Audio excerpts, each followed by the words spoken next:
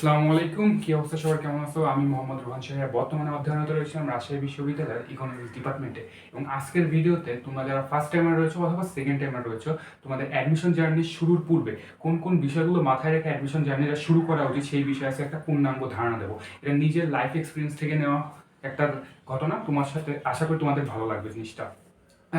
প্রথমে টপিকের ব্যাপারে যাওয়ার আগে আমি একটা জিনিস তোমাদের ক্লিয়ার করি যে আসলে অ্যাডমিশন জার্নিটা স্টুডেন্টরা শুরু করে থাকে কিভাবে বাংলাদেশের প্রেক্ষাপটে। মূলত তাদের ফ্রেন্ড সার্কেলের ভিতরে অধিকাংশই জানে না যে অ্যাডমিশন জার্নিটা আসলে হয় কি, এবং তারা অন্যান্যদের দেখা দেখি এই যে ইউসিসি বলো, ফোকাস বলো, অন্যান্য কোচিং সেন্টারে ভর্তি হয়ে যায়, তাই না? তাদের ভিতর থেকে কিন্তু স্পৃহাটা থাকে না যে আমি অ্যাডমিশন দেবো, আমি একটা ভার্সিটির চান্স পাবো। ভার্সিটি কি এই বিষয়ে অধিকাংশ জানে না, দেখে কি তাদের ফ্রেন্ডরা যাচ্ছে আমিও চলে যাই, অথবা তাদের একটা মানে ফ্যামিলির উপর একটা প্রেশার থাকে যে না সবাই দিতেছে তুমিও দিয়ে দাও, সমস্যা নেই, পাইলে না পাইলে নাই।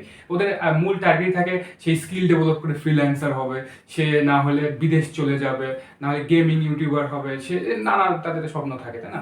তো দেখা যায় কি এইগুলোর মাঝে যে পারিবারিক চাপ এবং সোসাইটির যে চাপটা থাকে ওইটা দেখা দেখি তারা অ্যাডমিশন জার্নির ভিতর ইন্টার করে ফেলে, ঠিক আছে? তাই এর মানে অধিকাংশের ইচ্ছা থাকে না অ্যাডমিশন জার্নিটাতে জয়েন দেয়, কিন্তু পারিপার্শ্বিক চাপের কারণে তারা জয়েন দিয়ে ফেলে। তো এই ছিল মূলত মুদ্রা কথা যে অ্যাডমিশন জার্নিটা আসলে তারা শুরু কিভাবে করে।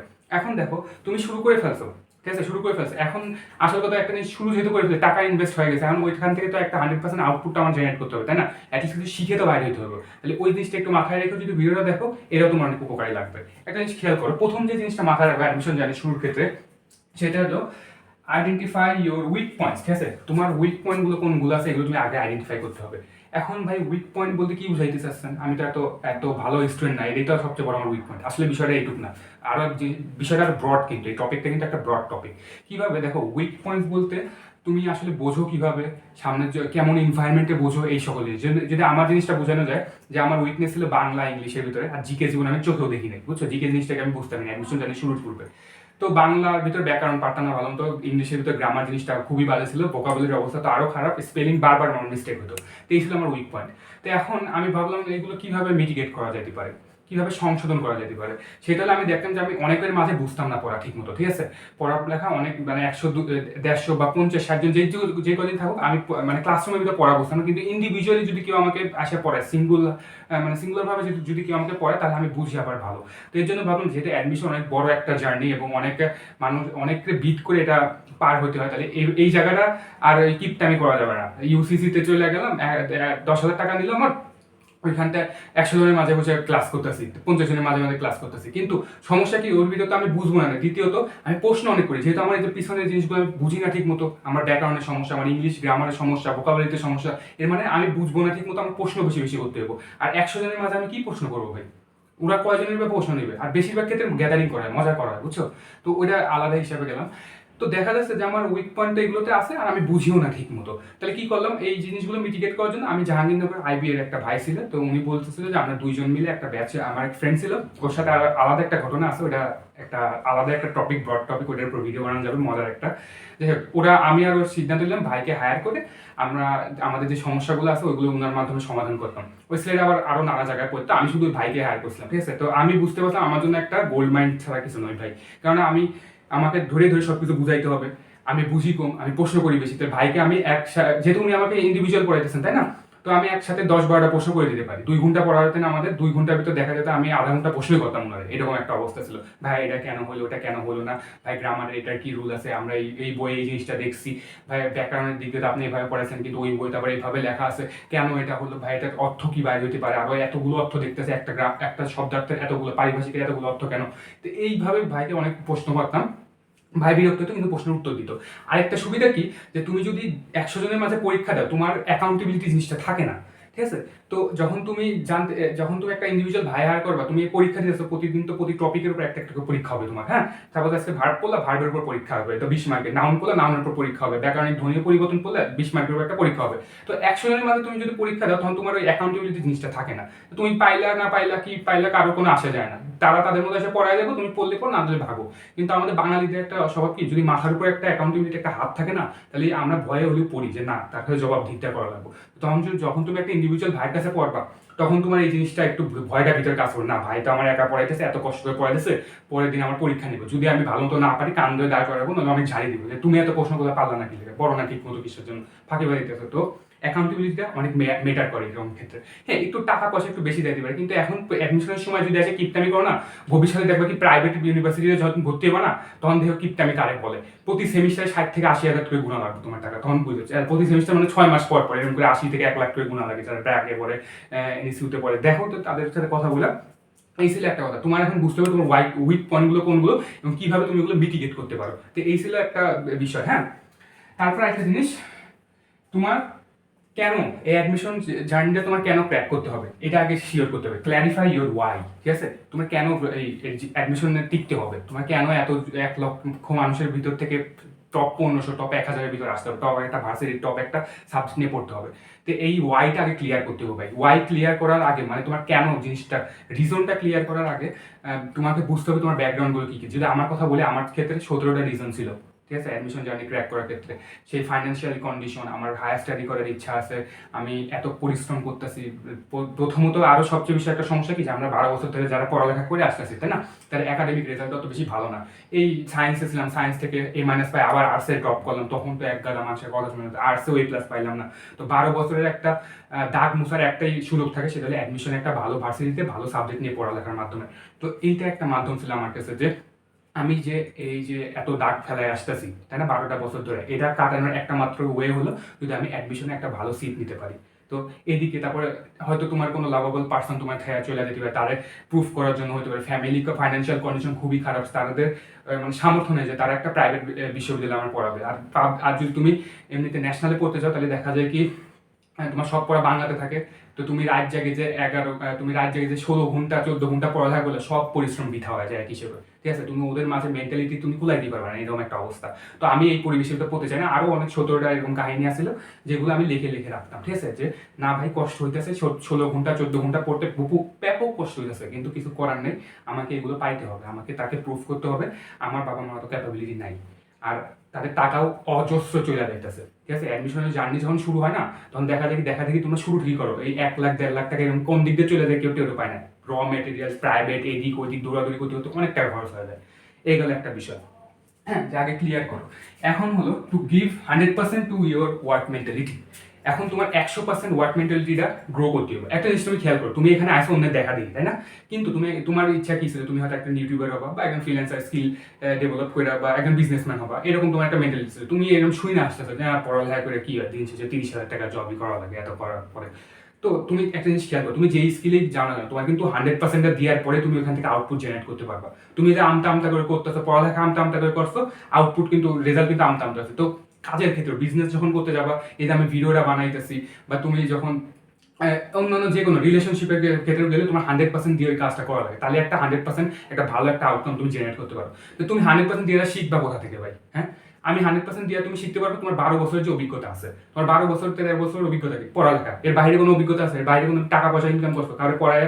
যদি তুমি টাকা পয়সা ইনকাম করেও থাকো, তবে পড়ালেখার মাধ্যমে, টিউশন করানোর মাধ্যমে, আলাদাভাবে কিন্তু তুমি ইনকাম করো না, তাই না? তো তোমার এই 12 বছরের অভিজ্ঞতা একটাই জড়িয়া, সেটা হলো তোমার পড়ালেখা। তো তুমি ওইখান থেকে তোমার শিখতে হবে যে কিভাবে 100% মানে কোনো কাজের ভিতরে 100% দেওয়া যায়, এই মেন্টালিটিটা পড়ালেখার মাধ্যমে বিল্ড আপ করতে হবে। বুঝতে পারতেছে তোমার? তাই দেখা যাবে তুমি যদি একটা ফিল্ডে যদি তুমি 100% দিতে পারো, তাহলে বাকি ফিল্ডেও তুমি 100% দিতে পারবা। আল্লাহ না করুক তুমি চান্স পাইলা না, হ্যাঁ, কিন্তু তুমি তো শিখে গেছো কিভাবে তোমার অ্যানালাইজ করা লাগে, কিভাবে গোল ক্লিয়ার করা লাগে, কিভাবে তোমার উইক পয়েন্টগুলো বাইর করা লাগে, যেগুলো বিজনেসের ক্ষেত্রে তুমি অ্যাপ্লাই করতে পারো, একটা রিলেশনের ক্ষেত্রে অ্যাপ্লাই করতে পারবা। তো তুমি অ্যাটলিস্ট এগুলো তো শিখে গেছো যে কিভাবে এগুলো অ্যাপ্লাই করা লাগে, তাহলে তুমি তখন দেখবা যখন একটা রিলেশনশিপে যাবা, তুমি ওইখানে 100% দিতে পারবা তোমার। বুঝতে পারছি, কারণ তোমার মেন্টালিটি ওইভাবে গ্রো হয়ে গেছে, তুমি হার্ড ওয়ার্কিং মেন্টালিটি তোমার গ্রো হয়ে গেছে। হার্ড ওয়ার্ক এনভায়রনমেন্টের ভিতরে কিভাবে মেন্টালকে পিসফুলি ওয়ার্ক করা লাগে, এই জিনিসটা তুমি গ্রো করে ফেলছো কিভাবে পড়ালেখার মাধ্যমে। তো তোমার 12 বছরের যে স্কিল আছে ওইটাকে কেউ বিট করতে পারবে না, একটা মাথায় রেখো। তো 100% মেন্টালিটিটা গ্রো করতে তোমাকে এটা আরো হেল্প করবে অ্যাডমিশন জার্নিটা। তারপরে দেখো দেখো র ম্যাটেরিয়াল নিয়ে বেশি লাফালাফি করবে না। একটা জিনিস খেয়াল করো, তোমার কিন্তু বেসিক খুবই দুর্বল, তাই না? তো বেসিক দুর্বল, আগে বেসিক এরকম দুর্বল বেসিকের ক্ষেত্রে আগে কি করতে হবে, আমার একটা বেসিকটা স্ট্রং করতে হবে, না বাংলা ইংলিশের গ্রামারগুলো ঠিক করতে হবে, তারপর ভোকাবুলারিগুলো ঠিক করতে হবে, তারপরে আমাদের কোশ্চেন সলভে যাইতে হবে। কিন্তু কয়েকটা মাকুন্দা পোলাপান থাকে কি, যে ক্লাসের ভিতরে এরকম করে আসে, দেখবে কঠিন, মানে কঠিন একটা নোট বানায়, ঠিক আছে, লাল নীল সবুজ কালির একটা কঠিন নোট বানায় না, দেখায় যে এই দেখো এটা আমি নোট বানাইছি, তোমরা চাইলে এটা ফটোকপি করতে পারো। পুলা পানের নোট নিয়ে কারাকারি লাগায় দেয়। দিন শেষে যদি ওরে জিজ্ঞাসা করে ভাই তুই এটা কেমনে করলি, ও মানে ফটোকপি বলে মানে মেশিন যে এইভাবে কথা বলে না ওইভাবে বলে দেবে, কিন্তু তোমরা বুঝাইতে পারবে না ঠিক মতো দেখবা। তো ওই সকল জিনিসটা আমরা টানাটানি খুবই করি, খুব মানে এখন এটা কিনতে হবো, এখন ওই গাইডটা কিনতে হবে, এখন ওই পশু ব্যাগটা কিনতে হবো। আরে ভাই তুই তোর বেসিকটা ক্লিয়ার করাবে। বেসিক ক্লিয়ার করলে কি লাগে? বাংলার ক্ষেত্রে অভিজাতের বইটা লাগে, এটিএমটা লাগে, ইংলিশের ক্ষেত্রে বিচিত্রা অথবা সহজ বইটা লাগে, তাহলে মাস্টার বইটা লাগে। যেকোনো একটা কিনে আগে বেসিকটা স্ট্রং কর, তারপরে তুই এক্সাম দিতে চাও। আমাদের বেসিক স্ট্রং হয় না, আমরা এই মানে আরো 100টা জিনিস নিয়ে দৌড়াদৌড়ি লাগাই, ওইভাবে করতে যাই ওই রকম মানে weak mentality, weak lack of information নিয়ে আমরা পরীক্ষা দিই। পরীক্ষা দেওয়ার পর রেজাল্টটা খারাপ হয়ে যায়, রেজাল্ট খারাপ হওয়ার পরে আমরা দুর্বল মানে হতাশ হয়ে পড়ি যে এত পরিশ্রম করলাম, এত দিকে দৌড়াদৌড়ি করলাম, দিন শেষে রেজাল্ট খারাপ হয়ে গেলো।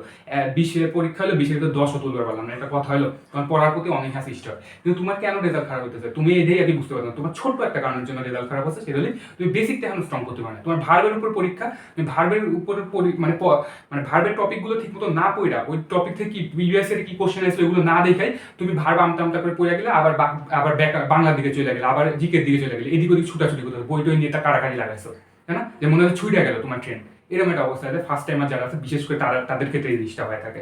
তো একটা অনেক সময় পার হওয়ার পরে তারা বুঝতে পারে যে একটা ভুল ট্র্যাকে তারা ছিল, এবং ওই সময় থেকে উঠে আসতে তাদের সময় নষ্ট হলে দেখা যায় কি তারা আরো পিছিয়ে পড়ে যায় অন্যদের থেকে। তো এটা করা যাবে না, বুঝছো? জিনিসপাতি নিয়ে বেশি টানাটানি করা যাবে না। সেটা লাস্ট বাট নট লিস্ট, সেটা হলো analyse and track your every movements. ঠিক আছে, তোমার প্রতিটা মুভমেন্ট হলে অ্যানালাইসিসের ভিতরে রাখতে হবে।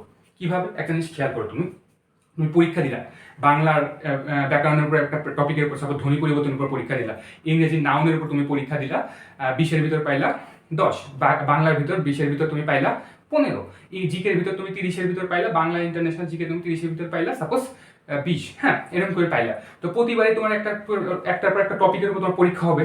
তোমার প্রতিবারই কি নতুন নতুন ম্যাটেরিয়াল তারা তুমি যখন ইসেতে যাবা, যেমন কোচিং সেন্টারে ভর্তি বা ভাইয়ের মাধ্যমে ভর্তি তারা টপিক শেষ করবে, একটা মেটেরিয়াল সাজেস্ট করবে, ওই অ্যানালাইজ ভাবে তুমি আগাইলা, ধারাবাহিকভাবে আগাইলা। তাহলে এই যে ধারাবাহিকভাবে আগাইলা, কি পড়তেছো, কতটুকু পড়তেছো, কখন পড়তেছো, ওই টপিকের উপর কতটুকু তুমি পরীক্ষা দিলা, এবং ওই টপিকের উপর তুমি কত রেজাল্ট পাইলে, ওগুলো সব লিখে রাখবা।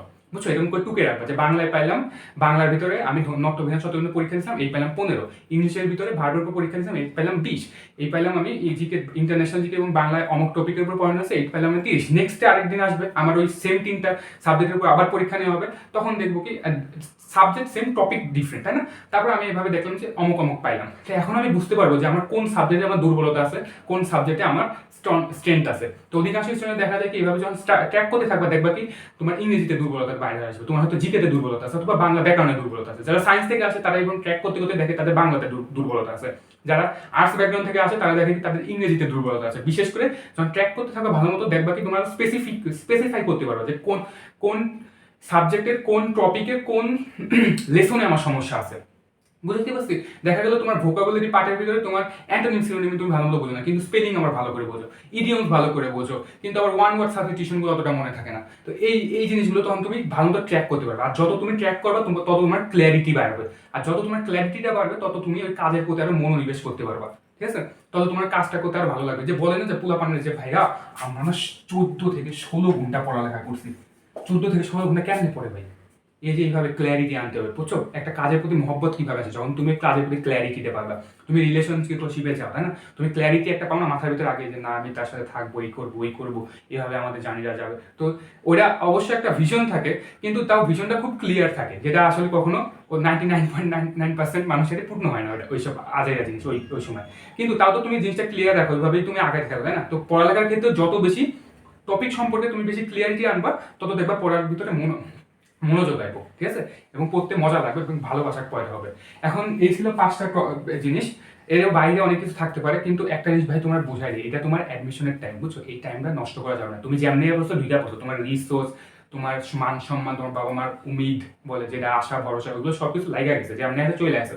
এখন এই যে তোমার 8 মাস বলো বা 6 মাসের যে একটা জার্নি থাকবে তোমার, হ্যাঁ সেকেন্ড টাইম আমাদের জন্য এর একটু বেশি থাকে। তো এই জার্নিটা ভাই একটু ফোকাস দাও, দেখবা এই সময়টা খালি কষ্ট করতে হইব, এই সময়টা তোমার 100% দিয়ে তুমি শিখে দাও। আল্লাহ না করো তুমি যদি চান্স নাও পাঠাও, তুমি অ্যাটলিস্ট শিখে দেওয়া যে কিভাবে প্রতিটা মানে হার্ড ওয়ার্কিং করার সময়ও প্রতিটা টপিক বাই টপিকের উপর 100% দেওয়া যায়। হার্ড ওয়ার্কিং কিভাবে করতে হয়, আসলে analytical hard working, systematical hard working জিনিসটা কি হয়ে থাকে, ব্রেন স্টর্মিং জিনিসটা কি হয় থাকে, আসলে আমার কোথায় কোথায় দুর্বলতা আছে, কিভাবে দুর্বলতা রেকগনাইজ করা যেতে পারে, এই অ্যাডমিশন জার্নির জিনিসটা খুবই ক্লিয়ারিটি দিয়ে দিবে তোমার, বুঝছো, তোমাকে একটা নতুন মানুষ হিসেবে পয়দা করে দিবে। আশা করি তুমি বুঝতে পারতেছো, তোমার পার্সোনালিটি পুরো চেঞ্জ করে দেবে এই অ্যাডমিশন জার্নিটা। তো যেভাবেই আসে চলে আসো, কিন্তু জার্নিটা স্মুথ করার জন্য এই কিছু টিপস ছিল। আশা করি তোমাদের ভালো লাগছে। সামনে কিরকম ভিডিও চাও অবশ্যই আমাকে জানাও। দেখা হচ্ছে সামনে অন্য কোনো ভিডিওতে, ততক্ষণের জন্য আল্লাহ হাফেজ।